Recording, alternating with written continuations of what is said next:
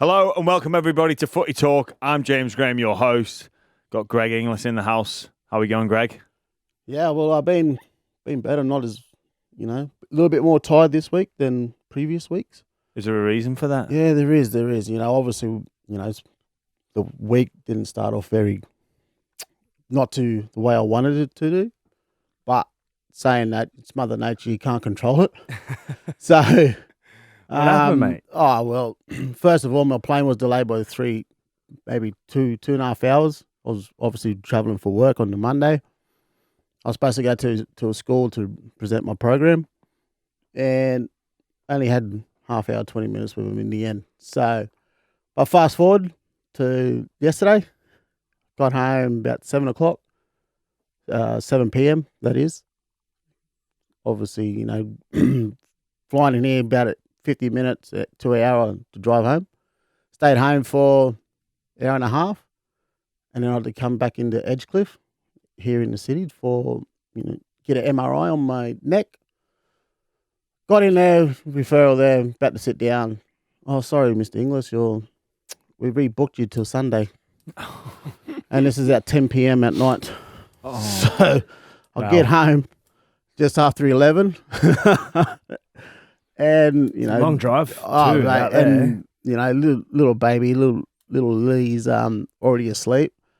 And as soon as I get home, I was like, 1 o'clock, 1:30, put my head down. 2:30, she wakes up, so up again. But it's what you do. I wouldn't change it. Yeah, maybe the double checking of the MRI scans was probably a good idea first. But that was my week, gentlemen. Connor, you don't get that as a professional rugby league player, do you? You get fast tracked through. If that was you, I imagine you'd just pull a few strings, and as a professional athlete, us former pros, we don't get this preferential treatment. You would have been on the phone. Excuse me, Mr. Politis. Can you make a call to the scanning people? Sorry, mate. Who's this? Yeah, no, I've actually got to see the surgeon next week, so. Yeah, got to book that in. So thanks for reminding me, Greggy. I need to confirm when I'm on. Hopefully, double check always. They don't change my appointment on me. But how are you, Jimmy? How was Magic Round? We haven't talked about that. Yeah, it was good. It was a great atmosphere. Like plenty of good footballing stories as well. It was good. I love that it's in Brisbane. I think it's got to stay there for as long as people will go. We've got to keep going to Brisbane. I can't see a point in bringing it to Sydney. I don't think it will have the same effect. So it's a real celebration of rugby league, and it's just a timely reminder that just how good rugby league fans are. I didn't see any trouble, which I don't think we would see in other sporting competitions throughout the world if you had fans from each and every club. So a credit to the rugby league fans for making the event what it was. It was fantastic. It really was. But that packs its bag up. Oh, sorry, Greg. Jimmy, I wanted to ask you, or Connor as well, both of you. There was been talk about moving the location of Magic Round. Talking about different cities and where they should go. What are you guys' thoughts? Do we move across a ditch for a weekend, or do we keep it up there and start a winter at 25, 27 degrees sunny? Obviously, there's one game where it rained with the Cowboys. Yeah, it was the Roosters game. Oh, sorry. Didn't mean to mention it. Sorry, pal. That's why we lost. You've got to keep it in. Yeah. You've got to keep it in Brisbane. You've got to, like, public transports. Like it's a great venue. It's a city capable of taking on all the visitors. It's a great reason for people to leave the colder states and go there for a bit of winter sun. Or, well, what are we in? Autumn sun? Nah, winter. May's winter, isn't it? Was it autumn? What is it? Oh, geez, that shows what I know. Spring? Not spring. It's one of the seasons that's not summer. We know that much. I was going to say, if I would take it anywhere, I would go to WA. And I would do that as a case to, like, build the game over there. And then see if you could gauge the interest, like see how busy it is if they sell it every day, and then maybe you make a case for having a WA team in the NRL as the 18th team. That would be my thoughts around it. Yeah, that's a good idea. And because I've heard, like when they had the UFC over in Perth, they had it this year. Everyone who went was just like, Perth is the best city. I had such a good weekend. I don't know what else they had. There was a couple of events on there at the same time. And they just said it was like one of the best weekends ever. So, yeah, if I was going to move it and trying to grow the game, I would go to Perth. It's a good idea because that's originally why this started in England. They were looking for new areas to get new fans to the game. So I think if the NRL have got a strategic plan, perhaps to go into WA, it would be, okay, let's sacrifice what we can get from the Queensland government, obviously, because there's revenue there, and perhaps use it as a bit of a pilot to go into WA and, yeah, see if there's the appetite for it. Because, if people aren't going to come and watch that, then they're not going to come and watch this new team. I like your thoughts, Connor. Thanks, Jimmy. Thank you. 24-16 to the Storm. We're going to unpack it and talk about some of the incidences that decided the game. But I think if you're Brisbane and you come away from that game, despite the fact you lose, you're on the plane or when you do your review today or tomorrow, you're actually, lads, we got a chance here. We can win something. Despite they didn't get the 2 points, I think they come away and go. Well, yeah. Why do you think that, Jimmy? Let's look at the fact. So they go down to Melbourne. Yeah. They compete. They had 3 players in the sin bin. They lose Adam Reynolds. They probably left a couple of tries out there as well. If I think if a little bit of improvement and they get a few more points. So I think there's plenty of positives for the Brisbane to take from that and go, you know what, lads, if we get them in the finals, which we likely will, if we're going to win this trophy, we can beat them. We didn't beat them on the scoreboard, but I think the conversation will be next time we've got them, next time we play these guys, we've got them. That's what I think the review from Coach Walters will be. And the Storm didn't have any sin bins, did they? Yeah. One at the end of 77. Two. They had Harry Grant sent off in the first turn. Oh, no, he didn't because it was a penalty try. It was a penalty try. It was a penalty try. So he didn't get sent. Yeah, so you can't get double jeopardy. Yeah, the same thing happened in the Bulldogs game last week when they got the penalty try. So a lot of people thinking, penalty try, it's a professional foul. So you'll get the penalty try and lose the player, but you can't double dip. It's one or the other. So in that instance, if they hadn't give a penalty try, Harry Grant would have been sent to the sin bin. Well, then later on, it happened again with Herbie Farnworth, right?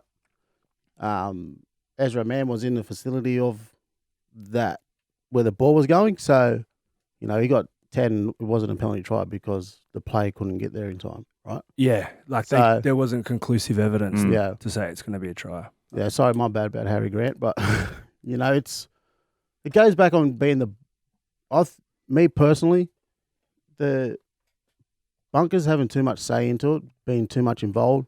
There was a few incidents there. One with Payne Haas, when they took the quick tap. Oh, and he was technically in front. Yeah. Well, why wouldn't they just keep playing on and then go back to it instead of, because he ran for 15, 20 metres and then called him back straight away. Like the same thing's been happening, I don't know, for a number of years now where the bunkers staying out, but then they get too heavily involved.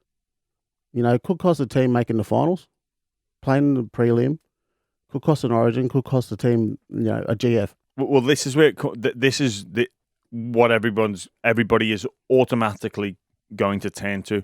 What happens if the Coates incident where he's offside, if that costs a game? So you've got, as a coach, you say, get yourself back on side. But there's a number of incidences like the Payne Haas being in front of the ball. What was he interfering with play? I don't know. There was another incident which hasn't really been highlighted. I think Tony Staggs got penalised for being off the mark.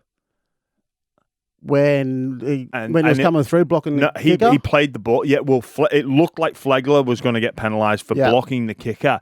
Tony Staggs, the referee said, no, you moved off the mark. Now, how many times have we seen the referee this season? Player will move off the mark, play the ball, ooh, time off. Is that what it was for? Just go back. Yeah, it was for.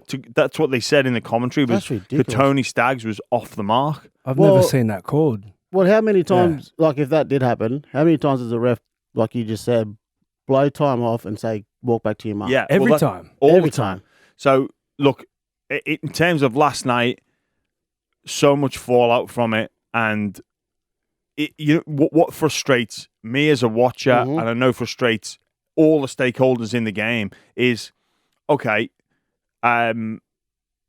Reece Walsh, shoulder charge, not given. So the referee and the bunker don't think it's a shoulder charge, but then the match review committee do. So what's changed in 12 hours? Yeah. Same with the Patrick Carrigan hip drop. Mm-hmm. Referee in the bunker go, that's a hip drop. You're on report and you're going to the bin. And some of those hip drops recently, we've seen them not go to the bin.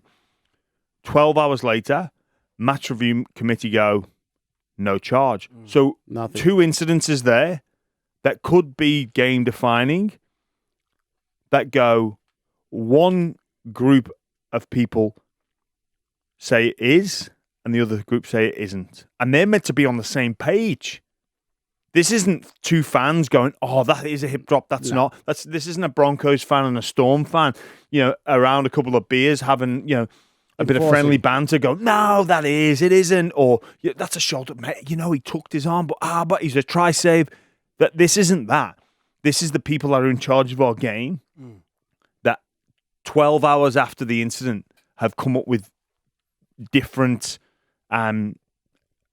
descriptions on what those events were. So if they can't be on the same page and they've got time, the match review committee have got time to look at it, and the referees are in a difficult position. But if they can't, if they're making different decisions after 12 hours, what hope have the fans got? It's None. none. Like you just said, they're supposed to be on the same team, right? Yeah. They're supposed to be making the game more flowing, much better, and for all of us to actually sit at home as as spectators, as fans watching it, and saying, "Oh, well, we're confused because we don't know the rules anymore. What's going on?" To me, that wasn't a shoulder charge. It was like just a check, body check. He threw It was a body check. But is right? there a difference between a body check and a shoulder charge, Greg? Yeah, well, I don't know. Because if that's rugby union, he's gone. He's sent off. So he didn't make an attempt to wrap his arm around. I know that much. And he never had his elbow. But he didn't have his elbow. He's just going for a try save there. Was it Billy Slater in his penultimate game? Yeah. Yeah. Before the grand final? Same corner. Almost exactly the same. Exactly. So, mate, I think us 3 here are all sitting here scratching our heads because where's the ruling of it?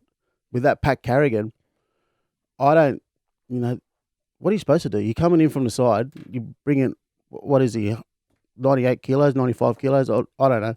Coming from the side, hitting around the hip, torso, and then automatically he's swinging around. So I don't know if that was what they deem as a hip drop or not. To me, it's just, I don't know. We were talking about fair before. They didn't because they didn't Carrigan charge it, right? It was gravity taking him around. Yeah. So the laws of physics. yeah. So and especially when it's a big dude like Nelson's pumping his legs, driving. When you go in, he's still moving his legs. So the way it happens is you just fall on the back. You've just got to somehow try and stay on your feet, which is hard to then come in at enough force to get his legs together and put him down on the ground. But well, everybody here and fans out there listening, everybody just wants clarity around what the hell is going on with the rulings of all this. Yeah. We spoke to Andrew Abdo on Sunday, and he seemed pretty clear. There was 3 indicators. It was grab, twist, losing of the grab, twist, roll, or grab, twist, lose your feet. So by that definition, Patrick Carrigan's is a hip drop. But then this is one of those ones that I think require a further look at, and you go, well, look, let's just. It ticks all those boxes, but it's not. Do you think that's because there wasn't like much intent in it? I think His because thing? it just naturally happened, Yeah. and unfortunately, that you are gonna naturally that will naturally happen in a game in certain situations. I think the Broncos were unlucky to have Carrigan Simbin, and they'll be asking some questions, especially the fact that the match review committee hasn't charged him. Yeah, I think that's the big one. On to my old club, the Dragons. It's been a tough 5 weeks. 5 losses, all by 6 points and under after they beat the Dolphins.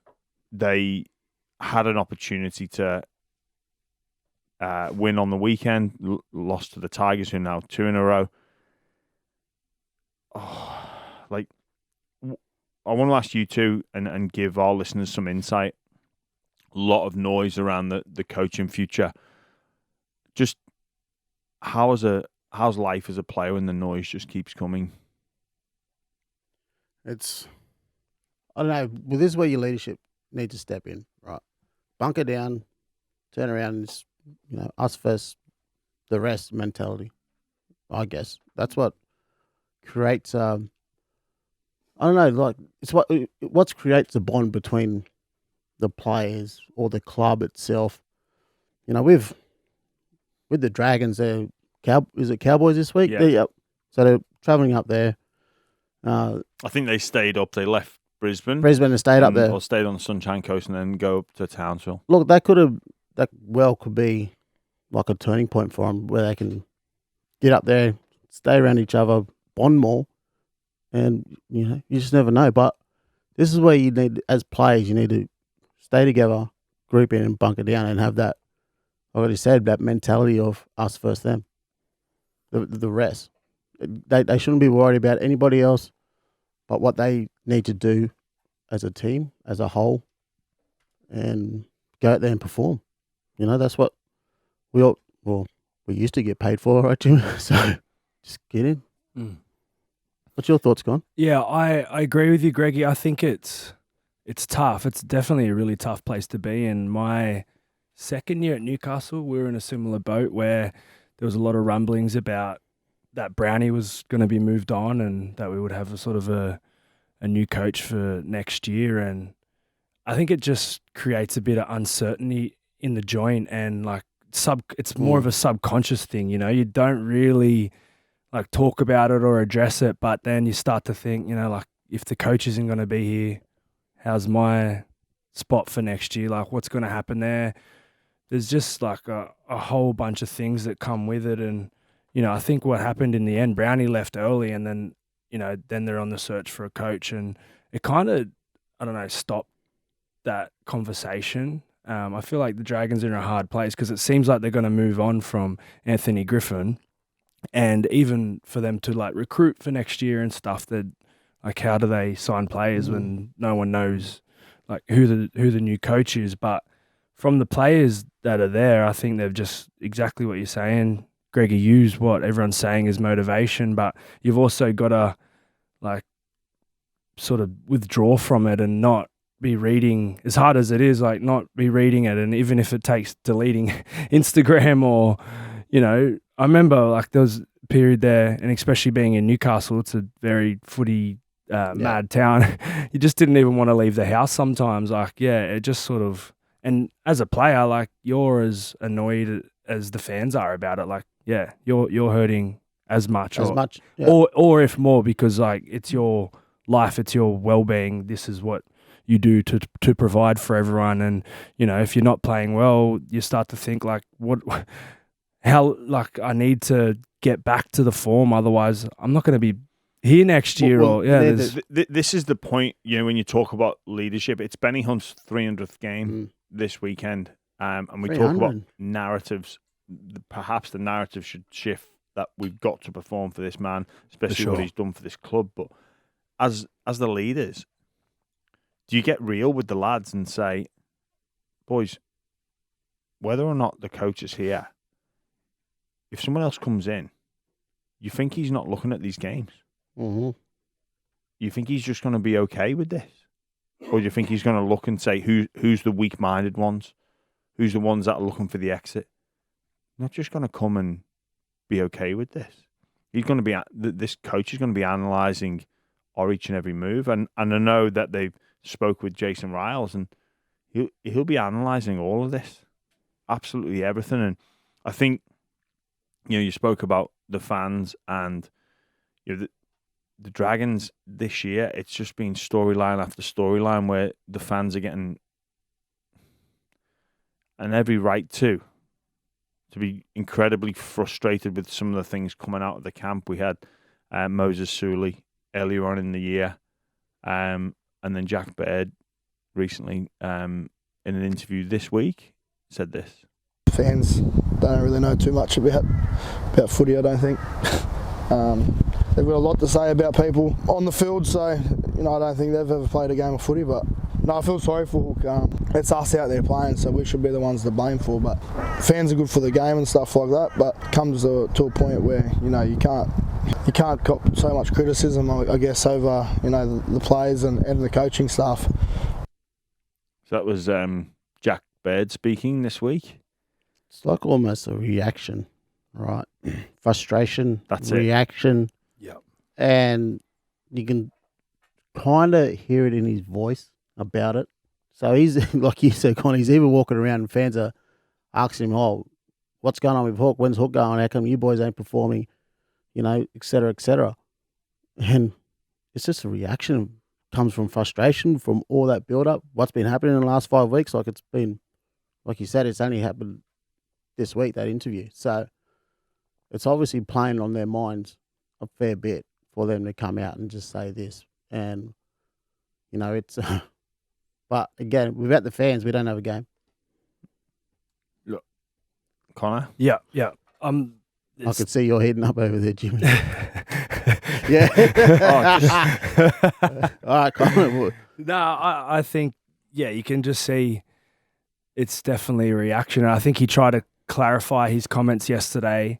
He probably didn't realize what he was saying, and he just said something in the heat of the moment that I think, he probably regrets and that he tried to clear up yesterday. But yeah, I feel for the guys at the Dragons, man, and I feel for the fans too. And I do.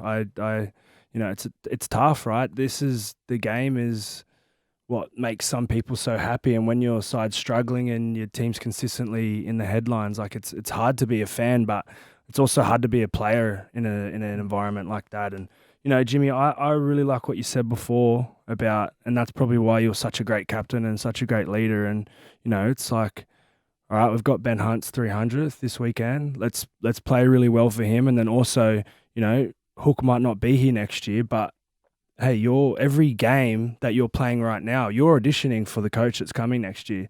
That's the mentality that those guys need to have, and probably change from, sorry, I was about to swear, but don't worry about what everyone else is saying or use that as motivation, but just, all right, I'm going to worry about my performance and how I can show the guy who's coming in next year that I should be here because I want to play for the Dragons. I think, the fans are very vocal, and in today's world where, you can directly contact pretty much any player. Yeah. They're going to be, and it's, we live in a free society, so you can express your opinions both positively and negatively. It's up to you whether you look at those comments on the socials and whatnot. I think in defense of the fans, and I know what it's like, player versus fan, and when things aren't going well, no, I'm the one that's in the trenches. I'm the one that's doing the work. I'm more frustrated than you, but you got to remember that the fans, most of them have been there before you even donned that jersey or put that jersey on, and they'll still be there once you've given that jersey away and you've passed it on to the next generation. So they're in for they're going to care about the cause way longer than what we are as players, way longer, and they have done for their whole life. This is a lifetime agreement they've got. It's not 4-year deal, a 3-year deal, a player option. As a fan, you don't sign off player. I'll do a fan option in my favour, whether or not I'll sign up. I'll do a coach option in my membership. This is they're lifers. Mhm. They're absolute lifers, and I love it.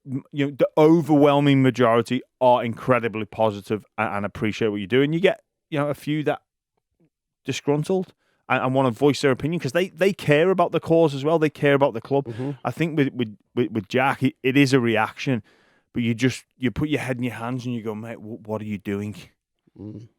Like you've just got to be smart enough there to just play the straight bat and be diplomatic and say we're fighting for every inch for our fans. We really are. I get their frustration. Yeah, Mm-hmm. And then that shut it down. So it's not the worrying thing is this isn't the first time a player has, let's say, misspoke. Yeah, and dug the hole even deeper. Mm. yeah, because it just creates more headlines. Yeah. yeah. Just from a player's perspective, like I don't like.